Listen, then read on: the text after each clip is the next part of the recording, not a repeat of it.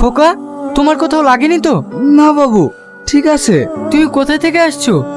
নাম কি তোমার? আর তুমি কোথায় যাবে? এই ঠিকানাটা কই দেখি। এটা তো আমার কার, আমারই ঠিকানা। তার মানে ইয়াসিন তোমাকে পাঠিয়েছে। গাড়িতে ওঠো, যেতে যেতে কথা হবে। পল্লবী, পল্লবী। পল্লবী তো এখনো কলেজ থেকে আসেনি, কিছু বলছো? হ্যাঁ বলছি, এই ছেলেটা আজ থেকে আমাদের বাড়িতেই থাকবে। যাও, আমাদের জন্য দুটো চা নিয়ে এসো। আব্বু, কি রে, আজ কলেজ থেকে আসতে এত লেট?